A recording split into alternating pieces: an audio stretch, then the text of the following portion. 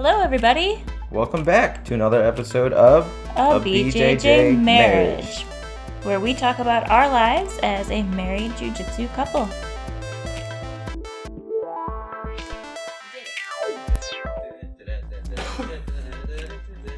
I don't know where that song came from. What even is that? Is that the Jetsons? No, that was me being at carnival. A carnival? Yes. It was a carnival-esque song. I'm a walking carnival. All right. Welcome. Well, hi, guys. Welcome Hello. to another episode of A BJJ Marriage, Cheers. episode 54. Cheers. Cheers. Woo! To welcome our special guest today, Mr. Michael. How do you say your last name? Waring? Wearing. Waring. Yeah. All right. Yeah. You know what it always makes me think of? Waring makes like food processors and blenders. And Yeah. stuff. That's the same one. How many times do you Really? think you've heard that? Yeah. Wait, so your family does that? Yeah, it's like we're like on like the family that there was a split and that was Okay. the one that I'm Wow. on. So It's funny that Yeah. happened. I've never heard of that. That's Yeah. cool. Well, I used to work in a restaurant. yeah. So Blenders, waffle makers. awesome. That's us. I like waffle makers.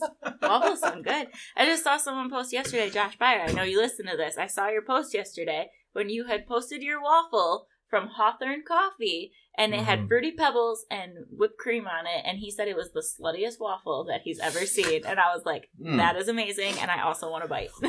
Well, outside of making food equipment. Michael is one of our awesome, fun training partners at Fluid Jiu-Jitsu. He's not that awesome. He's super awesome. I'm just by the way. kidding. Just very normal level of awesome. I'm just kidding.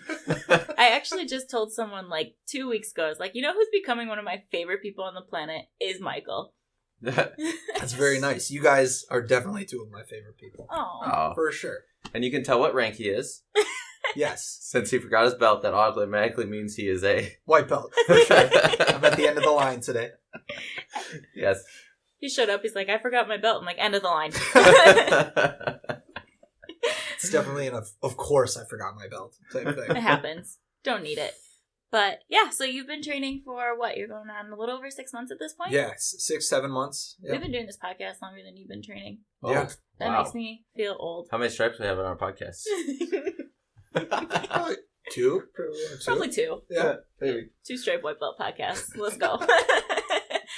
But yeah, so a little over 6 months. Mm-hmm. You joined the gym, and you've been an awesome addition since then. So you and Garrick. I know you're supposed to be on the episode with Garrick, but Yeah. things happen. Yeah. So Yep. Yeah, you've picked it up pretty quickly so far. Yeah, it's fun. jerk. Yeah. He's caught me a couple times. Just a couple though. Mm-hmm.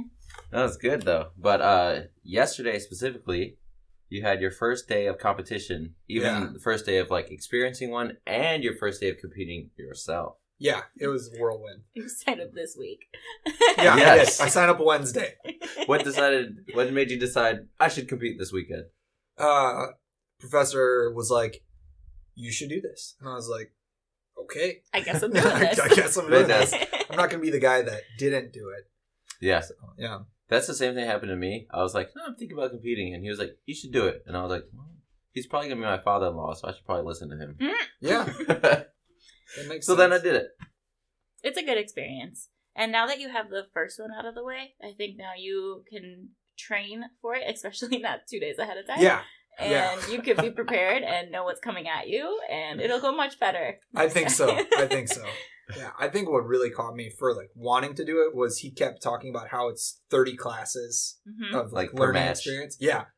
And You're I was like, like, "That sounds I awesome." am not going to be the guy that misses 30 classes while all my friends are doing it. So, Yeah, for sure. Yeah. We had, 11 people compete from Fluid yesterday? Oh, Yes. that's so many. There's 9 adults and 2 kids, so that was pretty wild. I We think probably had like 25 people from Fluid show up to support, something Yeah. like There were that. so many people that were there that weren't competing just to support everyone. Mhm. I love Awesome. it. Isn't that awesome? That's what Mhm. happened when he was doing his pancreation too, him and Dave. It's just like everyone showed up and I was like, where are you all coming from? This is amazing. You're going to make me cry.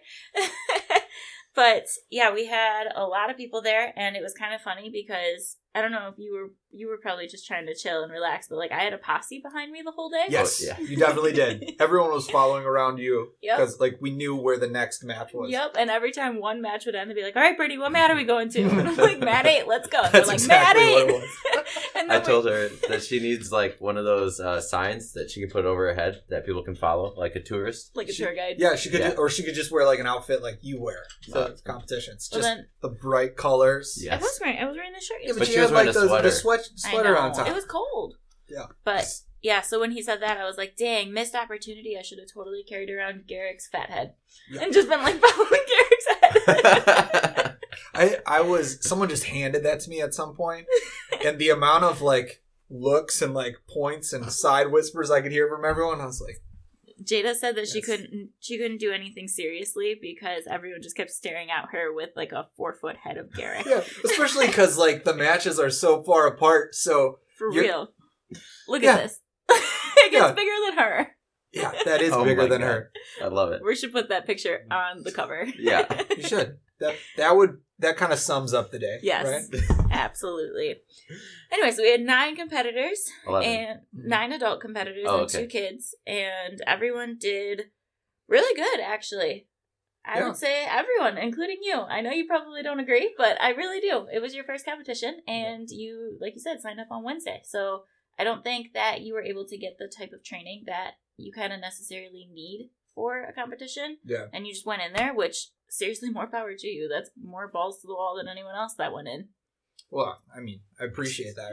It was super fun, and like I was telling you guys yesterday, it felt like the first day of jiu-jitsu all over again. Like everything, just you kind of forget everything, and it's all Yeah. panicky and just pure adrenaline, and you got Mhm. someone who's trying to beat you up, and it's Mhm. just But they also know jujitsu. yeah, and they know jiu-jitsu. Yeah.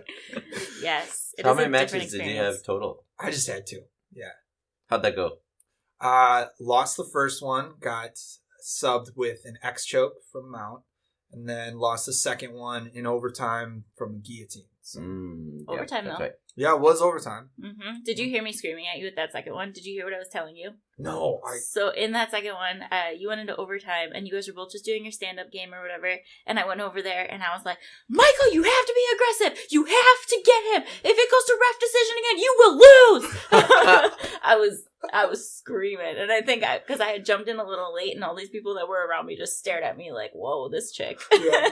But I told him, I was like, if it goes to ref decision, like Mhm. he's gonna pick the more aggressive one in that scenario, Yeah. and if you're just sitting there back and forth, he's gonna pick the other guy. yeah, for sure. And that was something too that I like.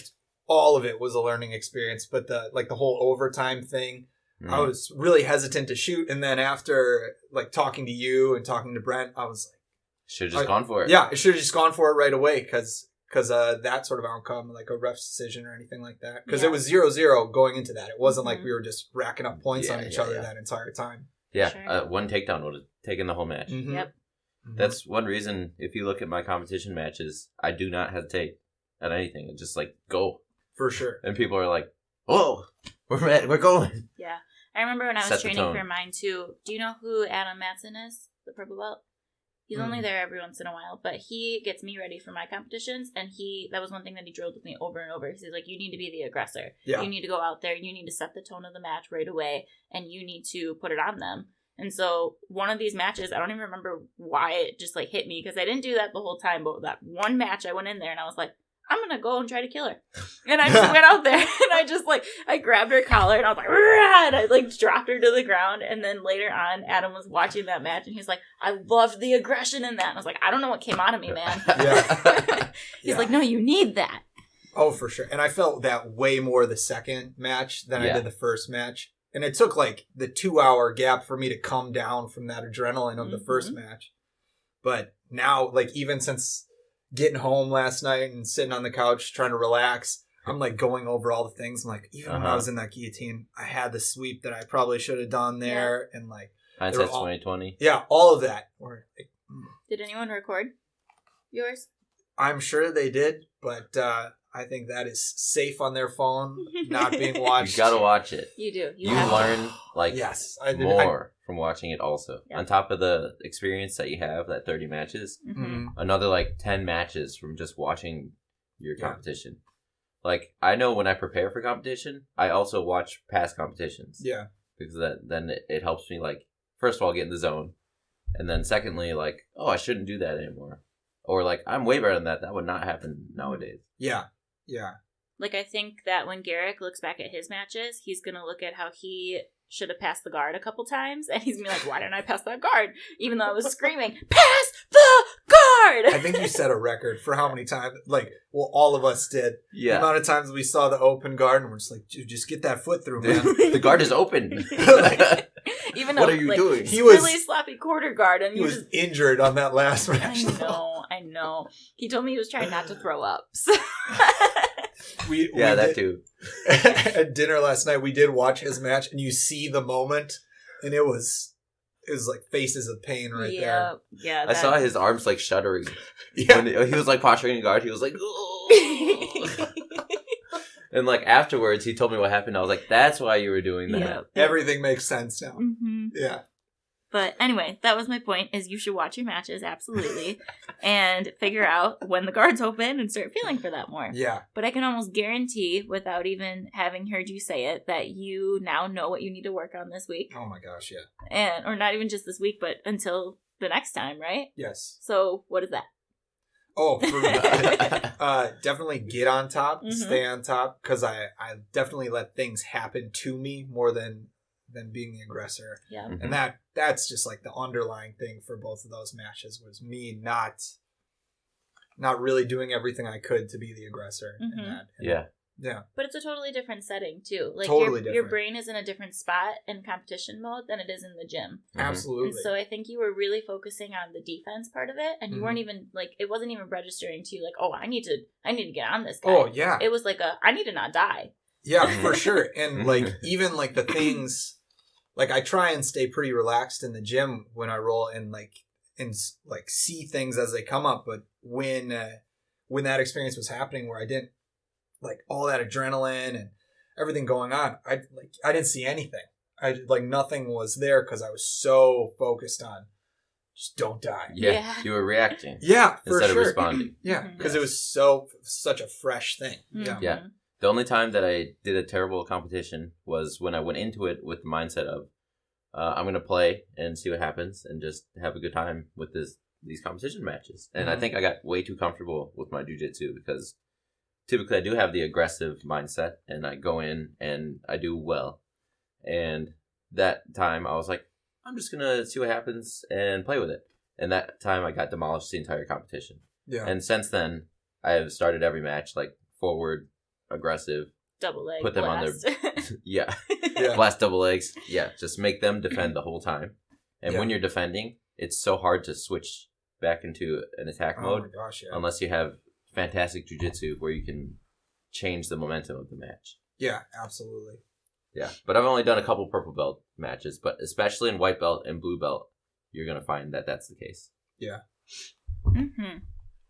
So, how are you feeling now that it's over? Like so it was a single elimination, so you did one Ghee, didn't win, so you weren't able to move on, and then same with no Ghee.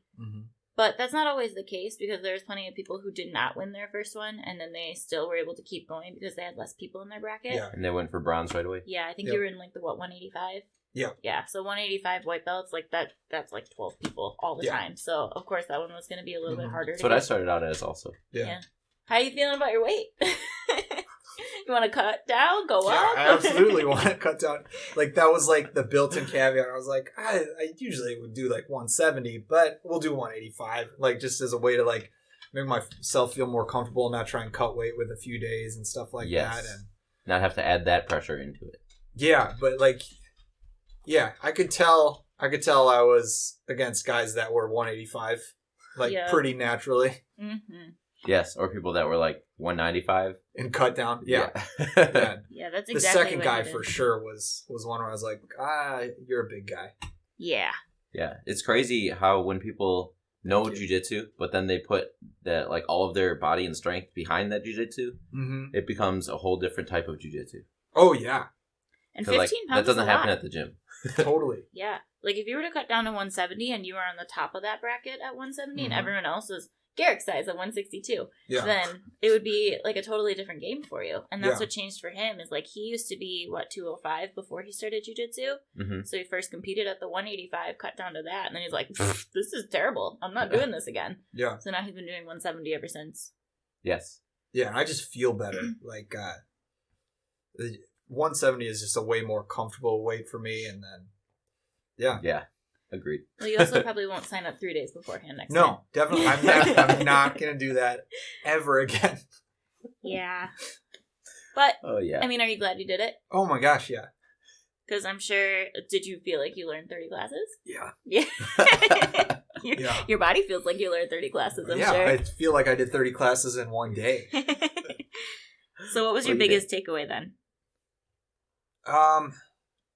Just how much better everything has to be for it to work in competition. Mm-hmm. Like every sweep needs to be way sharper, way more committed. Mm-hmm. Just everything has to be a lot more crisp. And yeah, that was the biggest thing for sure. Because there was stuff that I like tried that would, with that amount of exertion and like kind of lackadaisical precision, might get someone at the gym on a regular roll.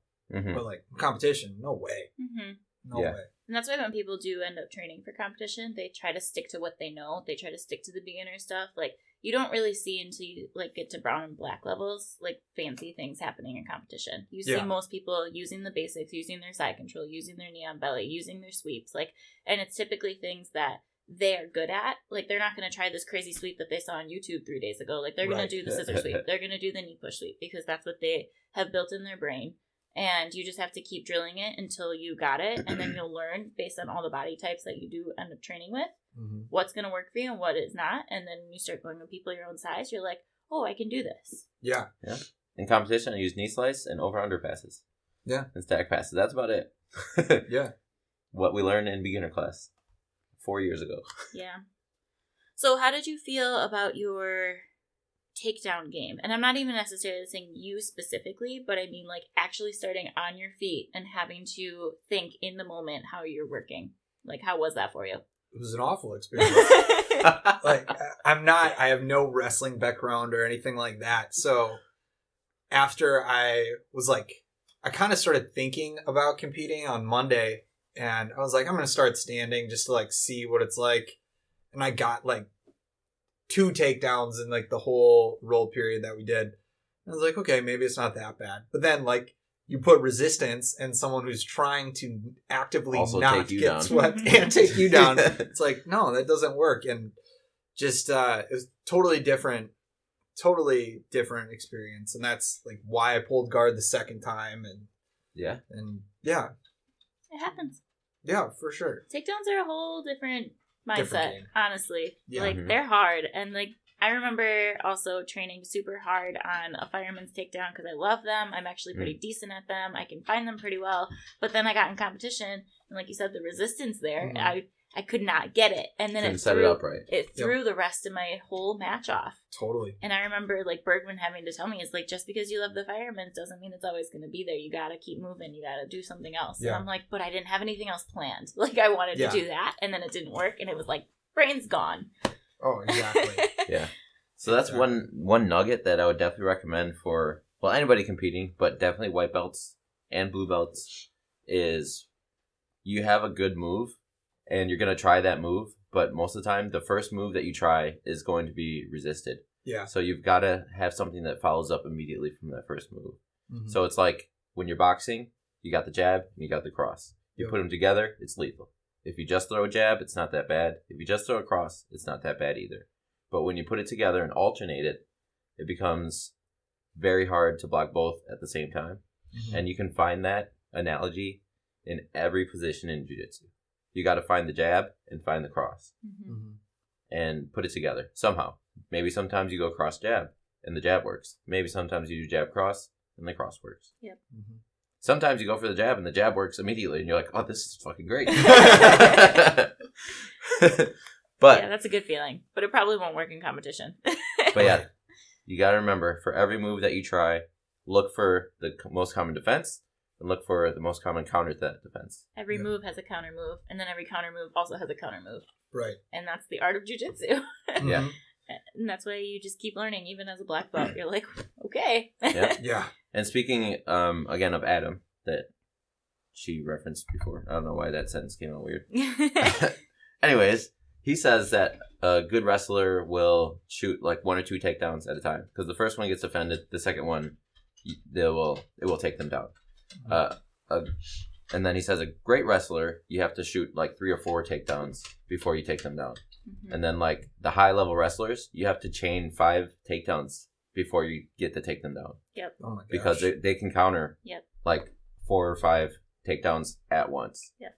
Did you watch any of Trevor's matches yesterday at all? Yeah. So did you watch the very first one that he did? Yep. And so you saw that the guy he was going against was also a wrestler. Like they both had the same stance. They were crowded very low, and they were working off of each other, but they both went for takedowns multiple times before they actually made it to the ground. Yeah. So you could tell that they were each countering each other. They were feeling each other out. And that's kind of the one thing that a lot of people don't like about jiu-jitsu competitions is that matches are so short. They're only 4 to 6 minutes, depending on your weight bracket and your skill level. The black belts are 10-minute matches. That's crazy. But, like, that's the time you need to work. And so, like, people like Trevor and his opponent, who were both wrestlers and knew stand-up pretty well, like, they needed more time in order to get to the ground and actually start implementing the jiu-jitsu. And I know even on Thursday in beginner class, we were doing a little, I think it was a mount escape drill. But I was working with Dave, who's our 3-stripe purple belt, so obviously I'm not going to get out of his mount in 30 seconds that we had. So I was staying calm and I was working out underneath him, and then I don't know where time was up, and I was like, I needed more time. I needed more than 30 seconds. But that's exactly how it feels in a match, right? Like it feels like a long time in the gym when you're rolling for 5 minutes, but then on the mat you're like, I don't have enough time to do the things that I want to do. Yeah, I thought it was kind of like a mix of the longest 5 minutes of my life with the shortest 5 minutes. Mm-hmm. Agreed. Because it's the longest because you're just like, it's like as soon as I got the collar tie on me, I was like, well, I'm gassed. and so like from there, like just keeping up with that intensity made it feel really long. But then also like in the, okay, I'm going to work this, going to work to that. It didn't feel like there was any time for anything. Mm-hmm. Yeah. It's a weird paradox. So I know you did just sign up this week, but you were doing competition rolls in the gym, right? Like when people were off to the side. I did. You were participating. Yeah. So when my dad and I were talking after the competition yesterday, we were just bringing up a lot of things, and we were saying, so what do you think is the biggest takeaways that like coaches need to take out of this? Like what do we need to work on with the people? And he had just said that out of everything that he saw, what he wants to do the most is on top of competition rolls like we do, and for those of you who don't go to Fluid, what we do is in the beginning of class, we'll do a 4 or 5 minute round for the people who are competing, going 100% against each other. They'll do another one in the middle of class, and then we'll do another one. Yeah. Right. Then they'll do another one at the end of class, and that way they get 3 rounds within an hour, and that's kind of like the adrenaline dump that you get when you're competing. Mm-hmm. But he said on top of those competition matches, he also wants to be doing marathon rolling. Because he noticed that everyone went out there in their first and second matches with like a lot of energy, and then by the time it got further than that, or even like 2 minutes into the matches, everyone was gassed out. Yeah, I think that would be great. Like, because when you're gassed, everything goes away. Yeah, like your mind goes away, your technique goes away. Like it doesn't matter. Do I know how to breathe? Yeah, you just forget. And I'm all for that. That was, of the million takeaways, that was one of the million takeaways is, oh my gosh, I got to work on my cardio. That tends to be a lot of people's first competition takeaways too. Yeah. It's like you just don't expect it. You don't know. Yeah. You don't know. You can't explain it to anyone who's not competed before. Mm-hmm. You can describe it, but they won't understand it. Yeah. No. Like you listen to every episode, right, of this podcast? You've heard us talk about. I've listened to the podcast. But you've heard us talk about competition plenty of times, right? Yeah. Did you expect yesterday to happen based on what you've heard from us? No. Yeah. No. Yeah. No. Like, no. It was there, like you said, there's no way to know what to expect. Like there's no way for you to really understand your first day walking into a gym and rolling for the first time. Mm-hmm. That's the closest comparison I can have, where it's just so out of water. Yeah, I like that. And the other thing with training for competition is when you are in a bracket, it's your weight and it's your rank. Mm-hmm. When you're training at the gym for competition, it's typically not your weight and not your rank. Yeah. So, like, you and I can have competition roles, Mhm. but I have to, like, tone down some things so that, Yeah. like, it's more of an even matchup. I can let you work, right? Right. But if I win 100%, it wouldn't last that long. No, it doesn't last that long anyways. Yeah. But, like, it's hard to train an under-belted person. But then also, it's hard for me to find people my rank that are give me the same amount of skill that I need to fight against. Yeah. Because they're either overranked or underranked. Or not the same weight Well, I think, with too, everybody.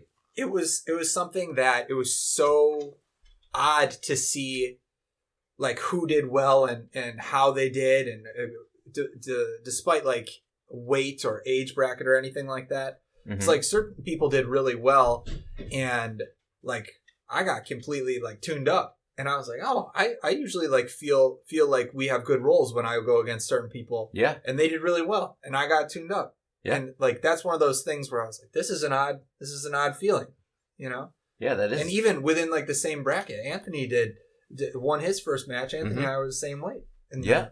And we go against each other all the time. And I'm like, oh, it's pretty good when we go together. Mm-hmm. But he pulled it out for his match, you know? That's right, yeah. Yeah, but it's also, it kind of goes back to the whole resistance thing, right? Like, the person that you're going against is... Okay, so we've talked about this before, where there's only 5 belts in the sport, right? Yep. And then there's only 4 stripes per belt. Mm-hmm. And Really? you, being a 1-stripe white belt, Yep. could be a completely different grappler than a totally different 1-stripe white belt. Yeah. Oh my Or, gosh. like, you and Anthony being in the same weight bracket, like, he's a... What is he, 2-stripe? 3-stripe? But... Either way, so He's got some sort of white stripes. belt. Yeah, he he's got rolls stripes. totally different than totally. any other 2 or 3-stripe white belt, Mhm. and then that 2 or 3-stripe white belt rolls totally different than the next one. Yeah. Like, it's just Mhm. there's only 4 stripes, and there's billions of people in this world. Yeah. So it's hard to compare yourself to someone else, and I hope you're not comparing yourself to anyone else, because there's just so much Extra. Yeah. So there's also, like, stylistic matchups. Some people have great guards. Some people have terrible guard passing. Yeah. Some people are great stand-up, but terrible submission defense. Yeah. Yeah. Wrestlers. So the person who beat you could have also easily beat Anthony, or the person that Anthony beat, you could have also possibly beaten too. Like, I don't know. I think that there's just so much range in the belts and sure. the stripes that it's hard to say, like, well, Anthony and I are in the same bracket. So, you know what I mean? Totally. I think the really cool thing though was seeing how well everyone did. Like Mhm. like you said Overall. at the beginning of this. Like I loved seeing how great everyone did. You get that, like, sense of family where you're like, oh, someone from my school did so great. That's one thing I love about jiu-jitsu is it's we're a team, but it's not a team sport. And it's individual, but you don't feel like you're alone. It's almost more team than, like, other team sports that I've played. Right. Because, like, if we were playing football and I threw a good pass and you just dropped it, Yeah. be like, fuck you, man. Right. Like, there's not like a reliance where there's, like, an odd dynamic. Like, we can so fully support each other. And Yes. it's great. Yes. I love it. It's one of my favorite things about jiu-jitsu. Yeah. It is very nice.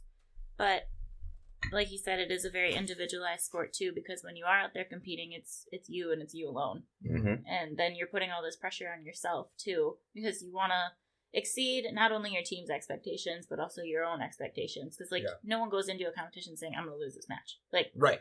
no one does that. And if you do, you should probably not do that. Yeah. I kind of feel that way going into advanced and expert no-gi at this point. Though. Do you?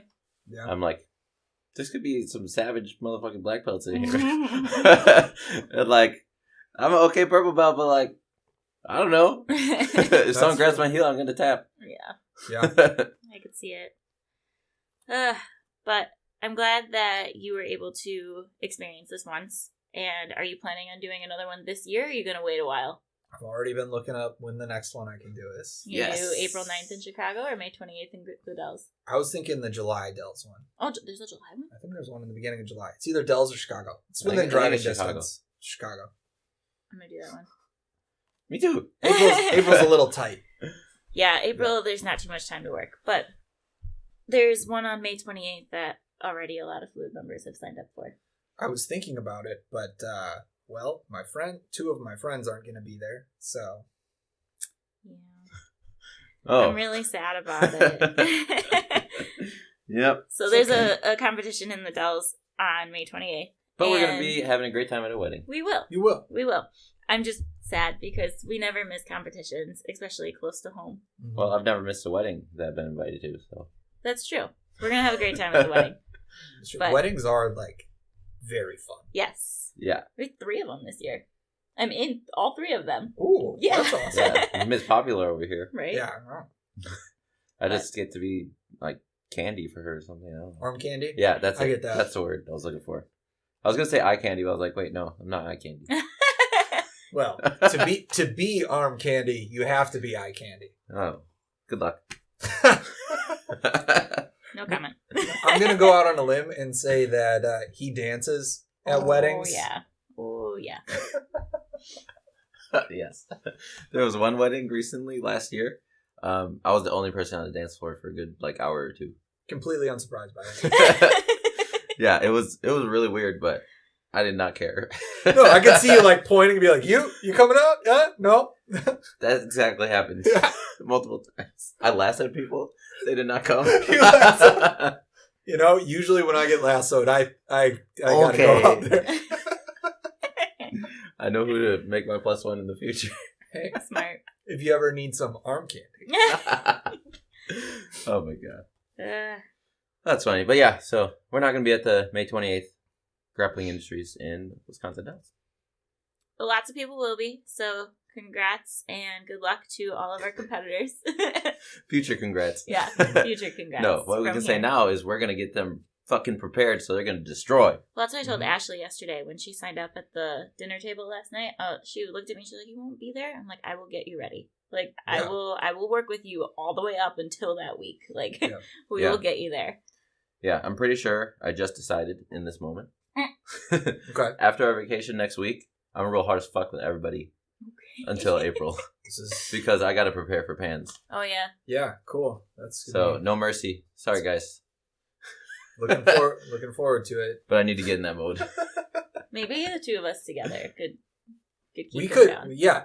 You want to prepare 2-on-1? Yeah, that would be good for you. Who did that to me? Marco and Alex?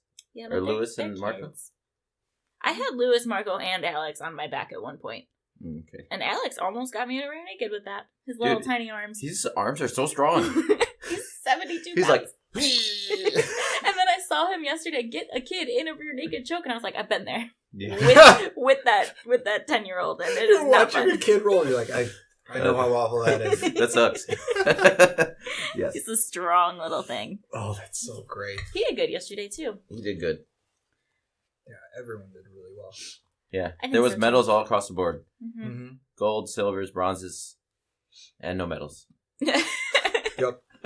All the above. Ghost medals. Ghost participation ribbons. I think it's cool because we had a range of people competing, too. Like, we had kids, white, blue, and purple, not brown, but just purple belts competing.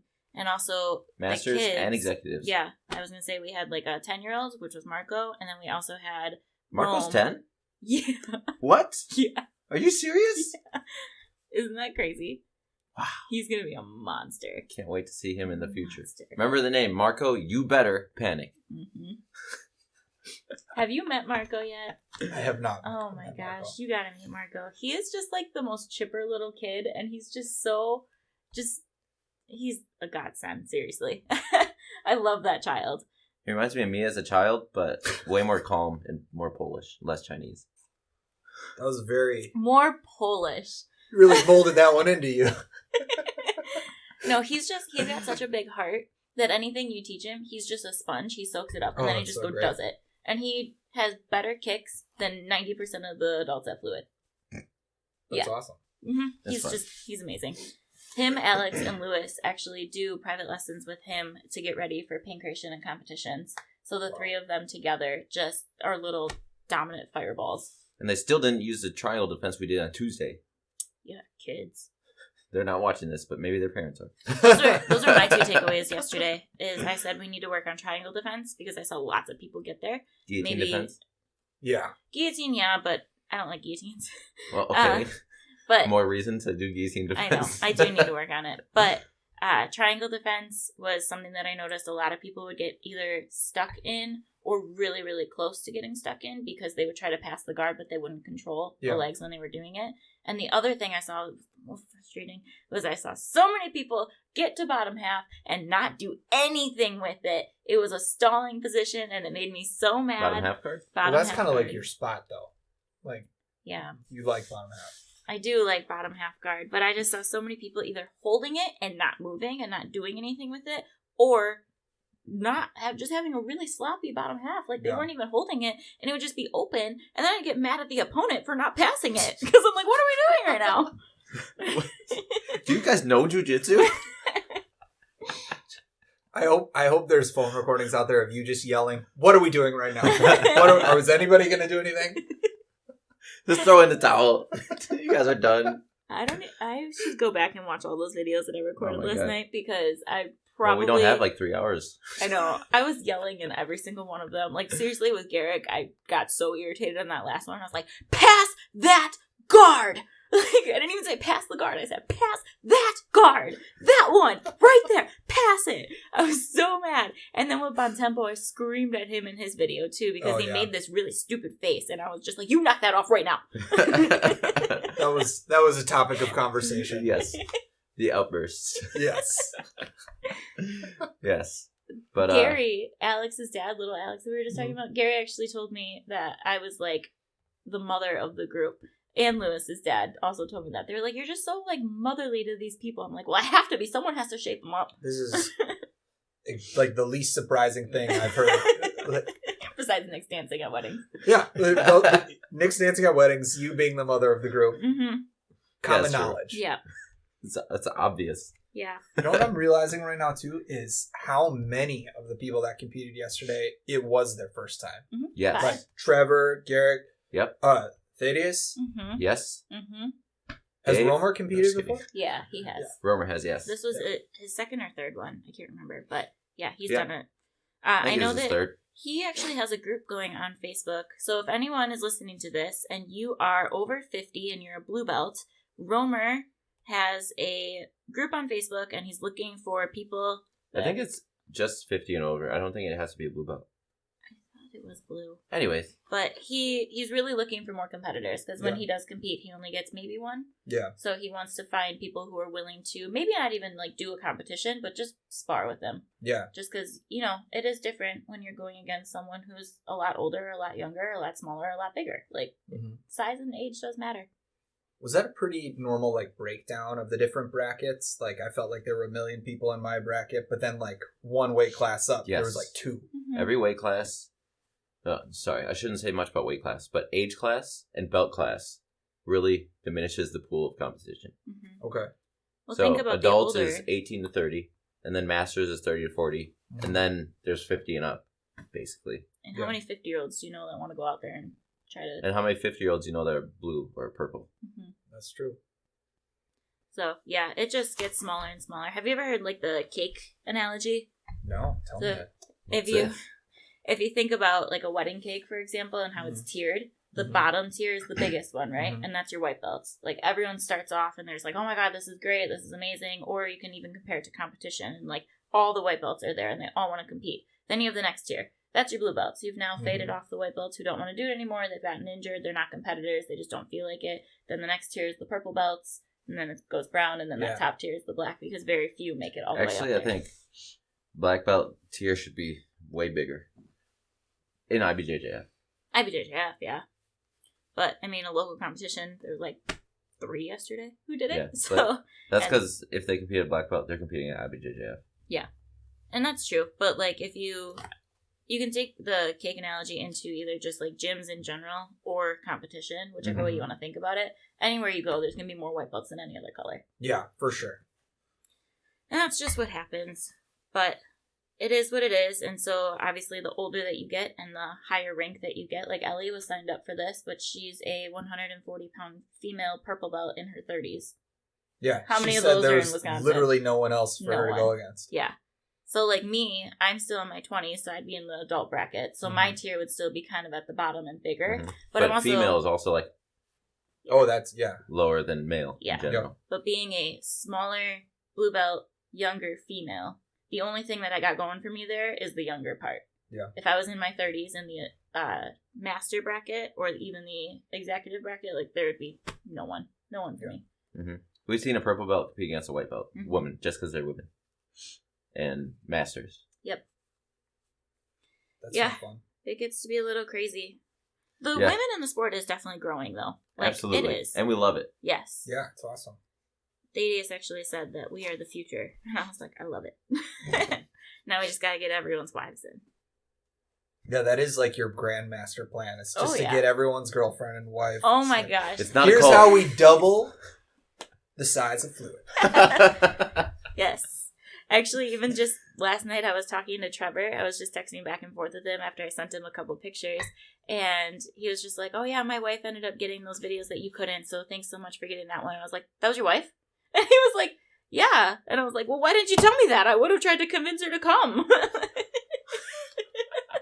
Of course. That's You're like a jiu-jitsu evangelist. Yeah. I was like, you didn't tell me that was your wife. Next thing you know, we're going to be knocking on people's doors. Would Would you you like heard to come? the good news? Have you heard of Elio Gracie? Go around with a brochure. We should get like fluid jiu-jitsu brochures. There we go. It's like little pamphlets. We would show up to people's doorsteps in our Ghees, our finest Ghees. I'll show you a call through right now. Put this on. Yeah. Oh my god. So, yeah, we can add that to the list. 2022 is the year of door-to-door jiu-jitsu recruiting. You know, I bet you some people would actually do it. For sure You're they not would. selling them like an air conditioner. Like, you're trying to get them to better improve themselves, and a lot of people don't really know about jiu-jitsu yet. Want to start on like 19th and Atkinson? No. I'm good. I feel like jiu-jitsu is one of like the top things where people are like, ooh, you know what? I might be interested in that. Mm-hmm. I do hear that often. Mm-hmm. Yeah. But then a lot of people do it and then they drop off, and that's where the tears start. Yeah. It's weird that I've only been doing it like 6 or 7 months, and I've already experienced like a couple waves of people where I'm like, oh, these people are coming, and then they're gone. Yep. Yes. Mm-hmm. Like that blew my mind the first time that happened, and now it's like every month there's a couple that come in, and you think like, oh, this is gonna be great. Yep. Yeah. That's why everyone makes fun of me when I say it, but I refuse to learn your name until you have a stripe. Once you have a stripe, then I'm like, okay, maybe you'll stick around. Maybe I'll get to know you. And it's not like I don't talk to them, but like, if you're gonna leave, I don't want to build that relationship with you and then have you never show up again. I get that. I get that. He thinks I mean, I'm it's such a a little. brat. It is a little heartless, but like People are people, Brittany. I don't ignore them. I still even roll with them. I don't know. I don't think you and I ever rolled before I got a stripe. No, yes, we did. Barely. We did. It was totally months. You didn't roll with me until I had a stripe? Yeah, that's probably right. Well, you were a blue belt. But I remember specifically with you because you and I just never crossed paths in the rolling, and I don't know why, because I don't avoid anyone. There's very, very, very few people I avoid, but you were not one of them, and we just never ended up rolling. Mm-hmm. And then one day I went up to you and I was like, we're rolling today. Yeah. And you're like, okay. And then here we are. Now we roll every time. Yeah, we do. And then I said that one day that we rolled like 3 rolls, and I was like, we're just making up for all the lost time. Yeah, we had to. Yeah. But, yeah, yes. I mean, I really enjoy talking to people and hanging out with them, but until they've been around one of the reasons for we do this podcast. Yeah, 6 months to a year, then I know that you're probably not going to just like up and leave, and if you do, I might still like have a relationship with you. Yeah. So I just try not to build those personal connections, especially because Fluid has so many people that like it's a lot. It's a lot to try to like keep up with. I just try to build relationships with any person I ever meet in the world. Again, least surprising thing. So, if I don't know you and you don't have a stripe, it's okay. I'm going to do my best to remember your name. I also try my best, but I forget it a lot. I know, it's okay. But, like, you're right. There are so many people, and it's because of, like, the situation where you don't... There's conversation on the mat afterwards or maybe before, but if someone's, like, in and out or they're, like a lunch break kind of... like role person for like the noon class. Yeah. It's just not a lot of opportunity for you to get to know someone because of what it is. A lot of times with white belts, I'm like, oh, your name is Dan. Okay, yes, you're right. Oh no, it's Jeff. My bad. And then when we're rolling, I'm like, Jeff. His name's Jeff. His name is Jeff. And then I'm in mount like, I should let him get out of here. I should let Jeff get out of this. Come on, Dan. I mean, Jeff. You know how to get out of this. Yeah. It's happened more than once. Oh, yeah, I'm sure. What am I supposed to do? Just get past my legs, Jeff. Just get past my legs, yeah. When they're really basic names, it's harder to remember. Like Garrick, I got that. I got Garrick down. Garrick was an easy one to remember. It's not Garrett, and it's not Derek. It's Garrick. I got it. That one I remembered. I still feel bad about Chris. Chris? What, you can say what you were going to say first. I was going to say we should start closing applications for Michaels or Mike's and Nick's and Jason's. Yeah, Jason's. Yes, Jason's agreed. up there. But there was this guy. Well, he still comes to the gym. He does. He's coming back now. Yes. Chris Carini. Are you sure his name's Chris? That's what I'm getting at. For the longest time, I thought his name was Eric. He called him Eric for like 6 months. And his name's not Eric. His name's Chris. And I love Chris. And then there's this guy who came to the gym. He's named Eric. And they work together. They work together? And it's very hard for me to remember both of their names. And I apologize to both Eric and Chris. But he doesn't know which one he's apologizing to. So I'm like 80% sure I know who I'm talking about. Yeah, the amount of times that I reintroduce myself to someone during the slap bump, it's like, oh, hey, nice to meet you. Who? Yeah. Thanks. I'm sorry. I know we've met before. I'll usually start with that. I know we've met before like 5 times. Yeah. Yeah, I just repeat their name in my head as I roll with them. It happens. Yeah, that's a good system, actually. Then you Yes. can like get that like tactile memory, like, oh, Luke Choke is Chris. Like Scissor Sweep is Jeff. Like Do it, Jeff! The card's open! exactly. It's gonna all line up. It's gonna be great. There was a person from Fluid at the competition yesterday, and I have met him just a handful of times because he hasn't been at the gym for very long. And I looked at him, and I was just like, your name is Johnny. And he's like, no. And then I said, it's, Andrew? no. Stop it. I'm, like, going through what I said. I was like, it's Johnny? And he was like, no. And then I had guessed something else, and he's like, close. And I was like, Jesse. It's Jesse. Your name is Jesse. And now I don't think I'll forget it because of that conversation that we had. His name is Jesse, in case you're wondering. Jesse's outfit was hot. Was it fire? I don't know. I don't know how slang works. I said hot because it's like you're barely 30. You extremely should know warm. how slang works. She's younger. Yeah, you should know how slang works. Oh, pay attention to that stuff. Gotta ask Anaya. We gotta figure out what the drip is. No. The drip? What is the drip? Oh my god. Were you around for his drip phase? Did you say drip a lot? No. For like 3 days.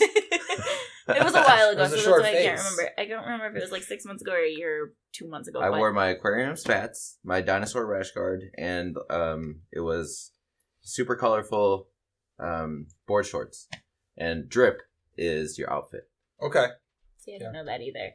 And then he posted a picture and he's like, you like my drip? And I was like, what's a drip? Yeah. That's one of the funniest things to me about jiu-jitsu, like subculture, is just the sheer like we can acknowledge it. So, some of it's awesome, but some of it is objectively ridiculous. Yes. Outside of jiu-jitsu, Like all the unicorns. in so jiu-jitsu. many unicorns, so many much rainbows, like neon bright colors. It's like peacocking. You know what I mean?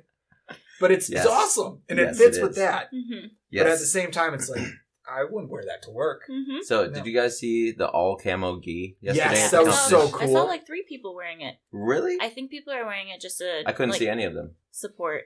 You just saw floating Get it? heads. Yeah, I get It was it. invisible. I get it. But no, I saw like 3 people wearing camo Ghees yesterday, and then Gabriel Wanderlei was also wearing camo pants, and I think it's like to support military right now. Could be. That's cool. Yeah, That's a nice mean perspective. that's what I assumed because I saw lots of people wearing camo I yesterday. think it's just Wisconsin. The rednecks. blaze orange gee's got to come out pretty Oh. soon. Oh my my god. There is a Dragon Ball Z gi that's completely But it's not orange. blaze orange. No, it's not blaze, but it is completely orange. So it looks like the Dragon Ball. Yeah. That's interesting. Yeah, Does it it's have cool. sleeves? Yes. Because if it's got... It's not ripped off. I don't want if it's got illegal sleeves. to compete in a gi without sleeves, so. Well... You gotta rip them off mid-match. We could go to beginner class with the Yeah. sleeveless gi. Like, what is it? Master Ken? Is that the Yeah. guy? Yes. That's I don't know. Cobra Kai.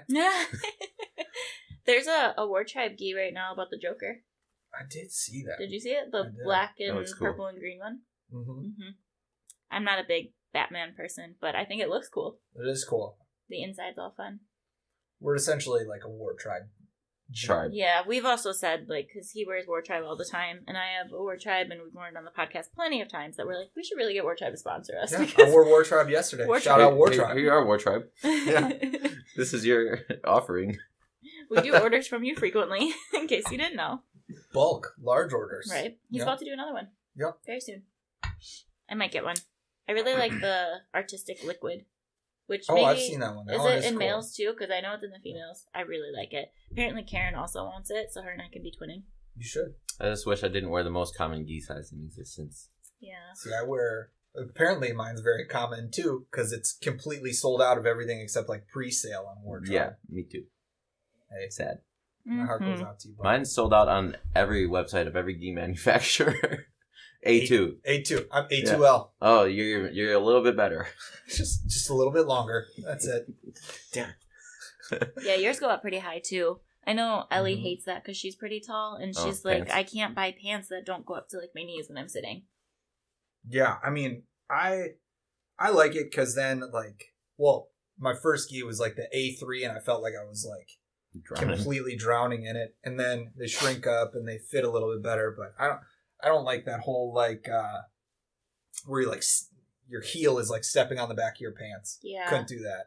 I know Johnny, the new guy Johnny, not Jesse, Johnny, he actually asked me, he was like, Brittany, my top fits like really, really well. I think he's an A4. He's like, the top fit's fine, but the pants are really long. What do I do about it? And I was like, hem it, bro. Like, Yeah. I got nothing for you. Like, you just have to hem it. He's like, I can't buy them separate. I'm like, very few websites let Some you of buy them, it separate. yeah. But yeah, you gotta And just some have that. resale sites you can find.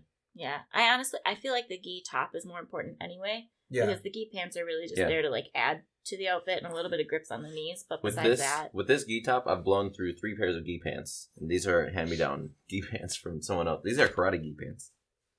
And I just blow through the knees. see how afraid it is though. I barely train. Barely. Never. Yeah. That is like a little like nuanced thing when you're starting. You're like, oh, I'll just get whatever, walk into Combat Corner, or just go online and just be like, what do you think? Mm-hmm. And you just kind of like take their word for it. Mm-hmm. Yeah. That's why I know true. a lot of people end up getting Sanables on Amazon because Mhm. they're significantly cheaper than anything else. Yep. But That's a good way to figure out if you like the sport without yeah, investing a shit ton.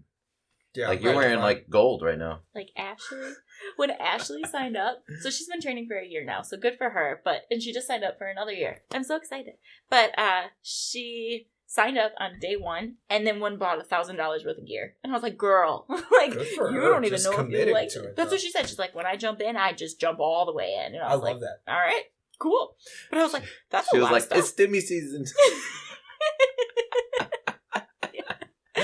I feel like that story though is like the most common thing that I keep hearing is like someone would be like, yeah, I'm gonna try it. Let me just sign me up for like the monthly right away. Mhm. And then like for me it was one class and I was like, just make it annual. Yeah. Yes. Yeah. But going back to like our waves of people that we see, and then Mhm. kind of going off of this topic, is I can actually name like probably 5 people. I'm not going to say your names, but I can think of 5 people right now who are on an either annual membership or a 6-month membership. I haven't seen you in weeks, like literally weeks, maybe even months at this point.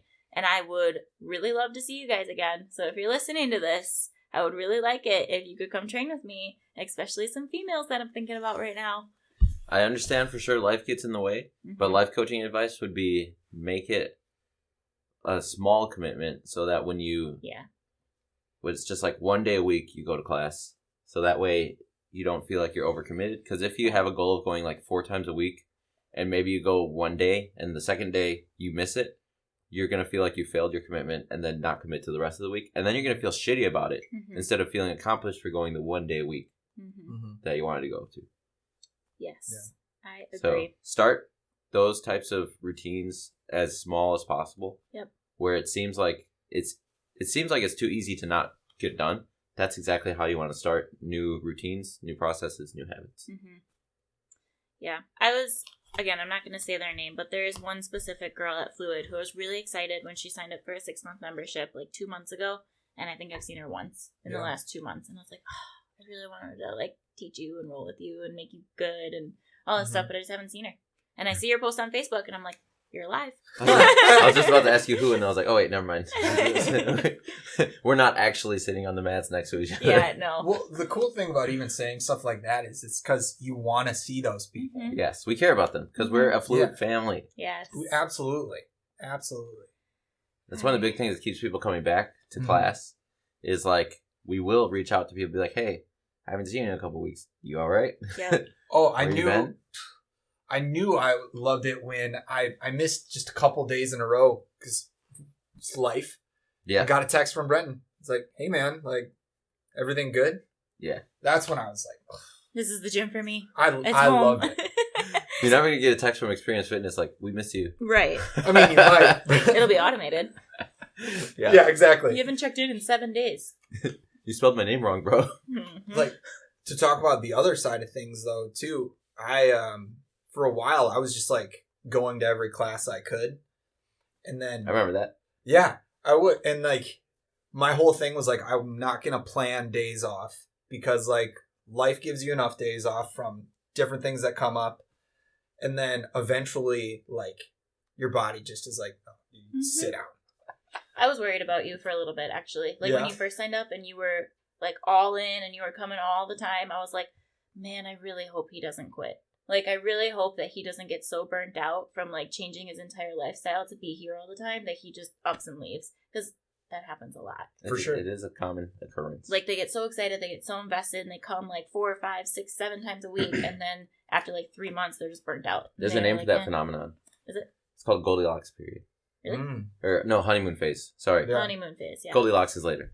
Honeymoon phase is when you start something, you're really excited about it, you're happy about the progress, and you're all up and excited about it. But then once the honeymoon phase ends, you're like, this is actually pretty hard. Yeah. Maybe life would have been easier if I didn't do this. Well, I think the biggest thing for me when I was trying to do that was just making like little concessions. Like instead of doing like, I don't know, there were times where it was almost like 9 classes a week because I'd like double up. Just being like, okay, I'm not going to go at lunch today. Just give myself a little, or I was at lunch, like the noon time. I'm not going to go tonight. Yeah. And that just gave me like that much more energy the next time I trained. And then when I took a full day off, it was like, whoa. Oh my God. My body's happy right now. And Brenton talks about that. He's like, the first time you take like 3 days off after going real hard, you're going to feel so crisp coming back. Yeah. Totally spot on. How many days are you taking off after competing? Because he normally suggests around 5 days to a week. What?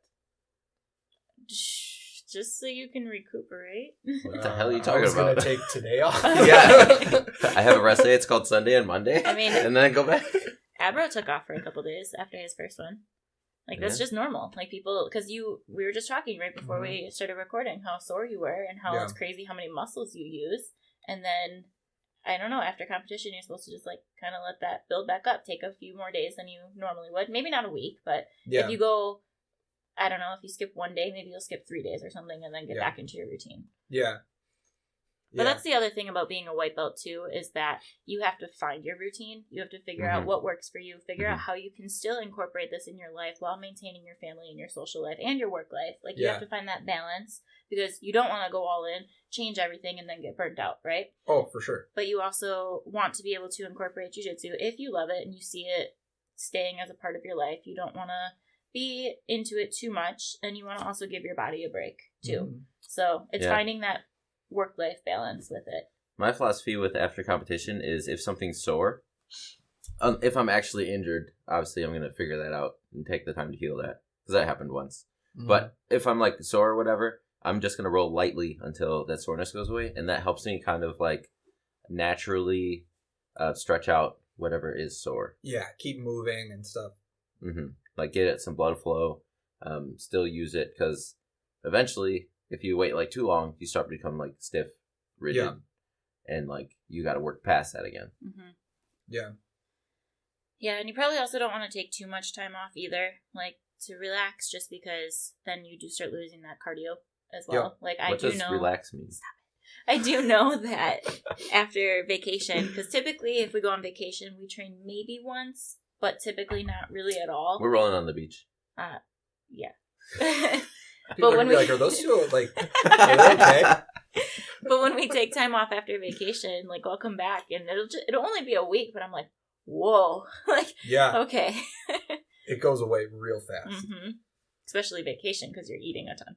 Yeah, I think I'm just trying to like where I'm at in life right now is I have capacity and I'm like foreseeing that in the future I will not have as much. So I'm kind of like, if I got to put in, what is it, like 10,000 hours to figure something out? Like, well, I can get a good chunk of that in the foreseeable future. Yes. Flip side of that is once you build a lot of technique, Master Sauer says it all the time. The real win in jiu-jitsu is finding your longevity in jiu-jitsu. Yeah. So using that technique, not using strength, but allowing yourself to do jiu-jitsu forever by building technique that is solid versus having to rely on strength. So when I do a couple days of light rolling, so I do lots of hard rolling, and then like Thursdays typically is my lightest day of rolling. It's beginner class and it's after a couple hours of Muay Thai. Mm-hmm. So when I'm doing light rolling, I focus on my jiu-jitsu, also 6 a.m. classes, that's it. I focus my jiu-jitsu as if I was 65. How would I be able to move? Yeah. Mm-hmm. Yeah, because Master Elio wanted to roll until the day he died, and he was able to accomplish that. And he rolled in his 90s. Yeah. He didn't accomplish that by rolling at 100% for his entire life. He rolled at 100% probably as a white belt, and then as he gained more experience and more time and age and everything, he started slowing that way down. Yeah. And, I mean, being 90, he probably was a little bit more frail than he was originally, like when he first got his black belt or even his red belt, but he was able to still continue on jiu-jitsu for his entire life because he was able to balance out his body. Yeah, I mean, that's longevity and persistence is kind of it with anything in life. And I mean, I use this example with a friend of mine that him and we started doing like art and illustration and stuff at the same time, and I didn't continue with it. Sure. He kept doing it, and now he's like directing music videos and writing commercials and doing all those things right along the line. That's amazing. That because he kept with it. Yeah. Consistency. You know? Yeah.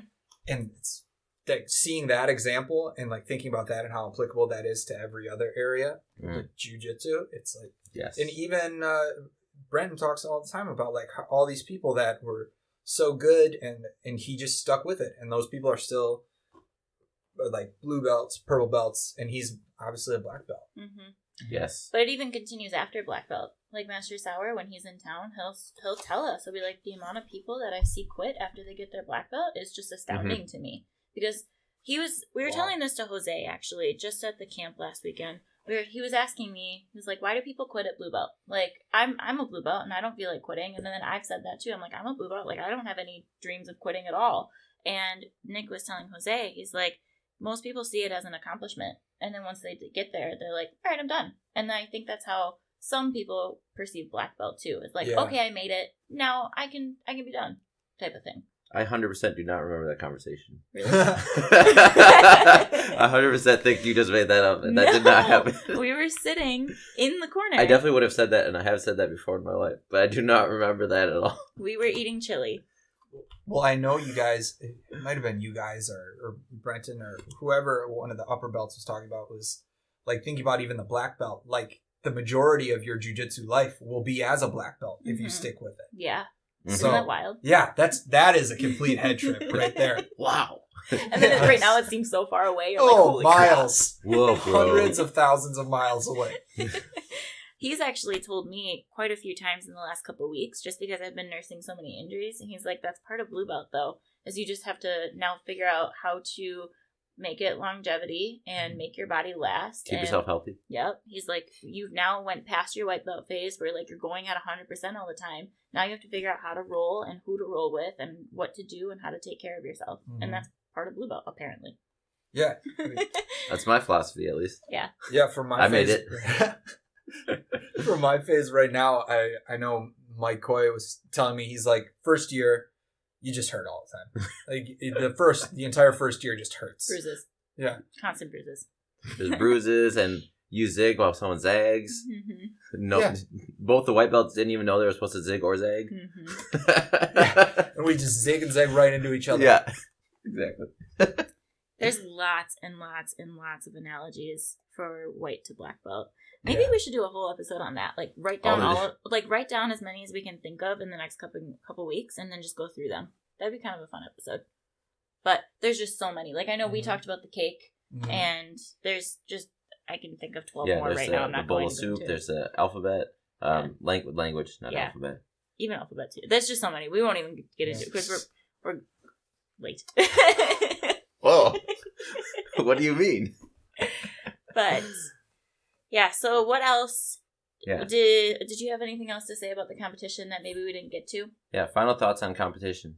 I don't know. Like, I wish I would have done better, but I'm really thankful for the experience, and I'm not sure that if I would have done better, I would have realized just the sheer amount of work that there is to be done, and it just is getting me more excited for it. For sure. So that's awesome.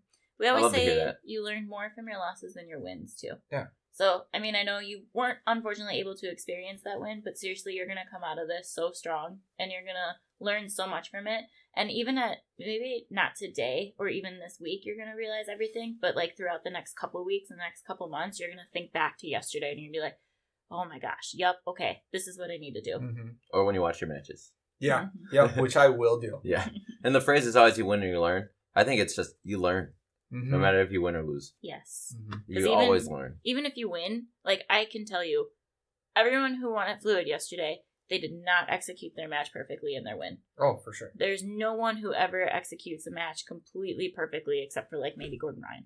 So there's always things to learn, always things to work on. Because again, that goes back to the counter. You never know how your opponent's going to react to things. Mm-hmm. So. Yes. Yeah. I've learned from every match I've ever had. Yes. I've had close to over 100 now, probably. That's insane. Right? You're like, I've done 2. Multiply that by 50. Right? I don't want to like that. I'm not mentally ready for that. Oh, yeah. That's over the course of 3 years of competing, I'd say. Mm-hmm. Around? Yeah. It's pretty cool. So, yeah. That's cool. And one whole year of that was COVID, where nobody could compete. Mm-hmm. That's wild. Yeah. That's kind of crazy. Well, I'm ready for more. Pans, April. Yes. See me out there with my War Tribe sponsor. Also, if you're still listening to this, thanks. I know we've been on for a while, but I did want to do one kind of unrelated shout out because I was going to earlier and it just kind of slipped my mind. But what is it? Talk, so I can look it up on my calendar. So it did slip my mind. It did. I just don't want to get the date wrong. Okay, April 16th. If you guys are from Wisconsin or near Wisconsin, our sister school in Watoma, Sweeps Jiu-Jitsu, is hosting a seminar, and they will be having I think it's 2 hours of MMA, kickboxing. Right? Yeah, MMA kickboxing, and then 2 hours of no-gi jiu-jitsu. So if you guys are interested, it'll be a 6-hour day, 2-hour break in between, and it's with an actual UFC fighter. I don't know his name right now, but I can tell you next week. And I can put a link. Yeah, we'll put a link for that in the description. Denise and Ephraim are amazing people, competitors, coaches. They run the school. They are fantastic people, and they are hosting their very first seminar. So I'm hoping we can get a lot of support out there for them. Yes. So if you are interested in learning some MMA and some no-gi jiu-jitsu, I think it's only $40. Right? Oh, wow. Is it? I don't know how much it is. I'll get you details. We'll put the link. But let's go support some... I'll pay the difference, I guess. Some local schools. You heard it here first. Nick will pay the difference. Sorry. Oh, it's $400? I was not super prepared for that one. But It is cool. And it's in April, so we have time to think about it and discuss it more. Yes, I'm excited. But thanks so much for coming on the podcast. Yeah, Thanks Michael. for having Thanks, me, guys. Michael. Appreciate having you. Super fun talking about competition. Yes. I love the enthusiasm of white belts in general Mm-hmm. because, like, a lot of times blue and purple belts are just like mad at jiu-jitsu, but like white belts are still excited about everything, and I love it. They're excited, and it's also fun to just like talk to them about everything, and then just see like your minds be blown. Like, oh yeah, that's crazy. Like, what do you think? My life is gonna be mostly a black belt. Like, whoa. Yeah. Awesome. It was fun. Well, if you like this episode, make sure you give us a good rating and like and subscribe and all that fun stuff. Thanks for listening, guys. Have a good week.